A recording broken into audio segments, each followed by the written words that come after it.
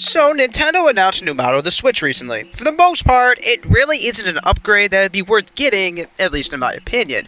However, it definitely looks a bit more sleek, and that extra screen real estate is pretty nice. The huge difference between the current Switch and this one is the fact that the screen is OLED instead of LCD. The screen size itself will also change from 6.2 inches to 7 inches. The whole unit is still the same size, the screen just takes up more of the Switch's body itself. This is a welcome change, but that is the main selling point really, as the new model is literally called the Switch OLED. Virtually nothing has changed under the hood, which is a bit disappointing. I was hoping Nintendo would release a Switch powerful enough to push 1080p in handheld play and apply patches to older games, such as Super Mario Odyssey and Breath of the Wild. Although that would rip through the battery life more, wouldn't it? I wasn't one of those people that bought into the 4K rumors, nor do I really care about this thing being able to output to 4K, but I was really hoping that some games would run better under this thing, in some way, shape, or form. Some games like Hyrule Warriors Age of Calamity run like complete ass already, and the Switch is only halfway through its life. In other words, I personally think the Switch is just showing its age.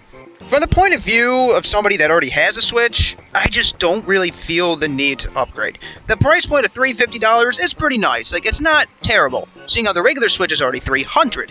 Some of the other features include a LAN port. Holy shit, guys, Nintendo is keeping up with early 2000s console technology. Obviously, this is a nice feature, but goddamn, it just feels like this should have been on the original Switch dock already. The next feature is one that I can get behind greatly.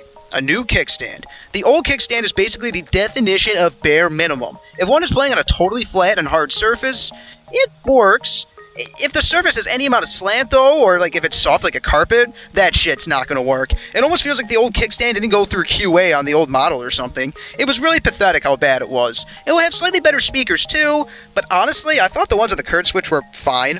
It will also have 64 gigabytes of storage, but honestly, the 32 gigabytes filled up super quickly, and it's remedied by a simple micro SD card. It's kind of like the better speakers to me. It's definitely cool that it's there, but it doesn't really matter too much to me personally. And that, my friends, is really about it. It seems that Nintendo is going to move forward with the OLED Switch as kind of the premium model of the Switch family. They have this thing at $350 MSRP, like I said before. Meanwhile, the original will still be $300, and then you got the light end, literally light, the Switch Lite at $200. One spokesperson for Nintendo even sent out a tweet replying to a fan asking if there was more horsepower underneath the hood. He basically told them, no, that is not what it's for. I do like the honesty here, as the selling point is the screen is a bit bigger than its OLED. The other features are more so fluff to me rather than full-on selling points. This is a great option for someone who doesn't have a Switch and wants to hop in. For $50 more, they get a nicer screen that is also bigger, with better speakers and more storage on the device itself, with a kickstand that, is actually not useless.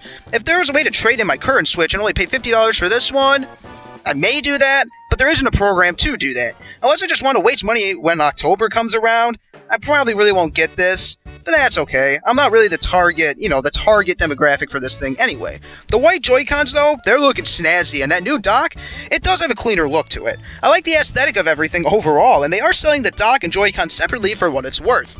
I guarantee you, though, that dock is going to be overpriced just like the original one. So, personally, this does disappoint me on two main fronts. One is that the current Joy-Cons are here to stay for, at least a bit.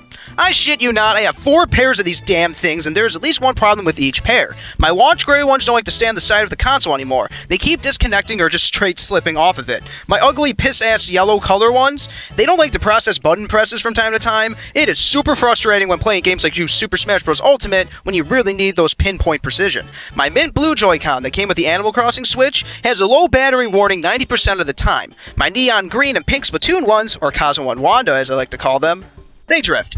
So to say that I don't like the damn Joy-Cons is an understatement, and I've given them a fair chance. In fact, I've given them 4 chances. I bought 4 Super Smash Bros. Ultimate GameCube controllers, and, those are a damn dream. Maybe Nintendo tried to cram too much tech into the Joy-Cons or something? They're definitely up there for my least favorite controllers. All that one really has to do is just look around the internet. I'm not alone in hating these things, and I'm definitely not alone in having problems with them. The other big thing for me is simply this. Now we're definitely not getting a new model anytime soon. It just wouldn't make much sense to whip out another new model when this one was just revealed, and honestly maybe for the best though, seeing how hard it is to get other pieces of tech right now. I finally got my hands on an Xbox Series X, which is pretty cool. I'm enjoying the thing immensely. However, it still remains unattainable to many, as well as the PS5 and plenty of newer graphics card lines, such as Nvidia's 3080 series. These guys are still being scalped from hell and back, and that will probably keep up for forever, really. If the OLED Switch takes mostly the same parts to manufacture as the current Switch, that probably means Nintendo can still pump them out, and do a decent job at it. Ever since making that jump to PC gaming, though, I've become more and more accustomed to better frame rates and resolutions. It's a bit disappointing that a great game like Pikmin 3 Deluxe is stuck at 720p, 30 FPS in the year of 2020, and that's not handheld, that is docked. The hardware is just showing its age pretty hard, and third-party games such as Doom Eternal and The Witcher 3 prove it. It's nice that they're here, they're like kind of miracle ports, but they usually take a huge hit in the graphical and performance department. One other thing that I did want to address is, like, people throwing out replies like, I'm happy there was no upgrade. I don't want my hardware to, to not be valid anymore. When people like me state that they want an upgrade, we're more so thinking along the lines of Xbox One X and PS4 Pro. No games were exclusive to those, but older games ran at a better frame rate and resolution, and that's exactly what I, and I hope many others, were thinking. Portable Pikmin 3 that runs at 60 FPS and 1080 literally sounds like a dream. Then again, this is Nintendo after all. They released the new 3DS and made a few games exclusive to it, such as Xenoblade Chronicles. It probably would have been a pretty damn pricey, but I'm a Nintendo enthusiast, so, I think it would have been worth it. The hardware is almost 4.5 years old, and it really would have been nice to see something new underneath the hood. Or hell, maybe even something that I would have liked to see is the dock that beats up the console substantially. Keep the same Switch, but when put into the dock, it will take power from the handheld to make older games take advantage of that power.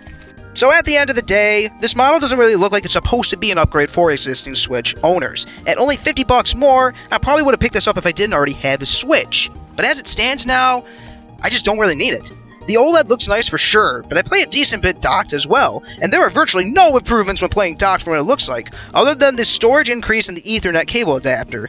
And let's be real here, that could be fixed with a $10 USB to Ethernet adapter anyway. And the microSD cards, which are getting pretty cheap now. So I'm just gonna have to slap this with the label, not for me. On the bright side, I can save $350 when October rolls around this year. Plus, Valve just announced the Steam Deck, which I may actually pick up. This basically shattered any small chance of me picking up the Switch OLED.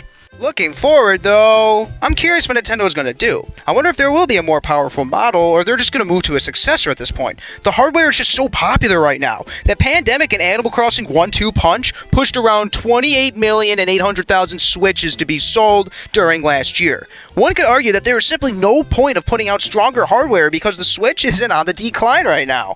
Whatever the outcome is, I want to keep my eye on it. The Switch is a runaway success, and I want to see if Nintendo can keep up that momentum.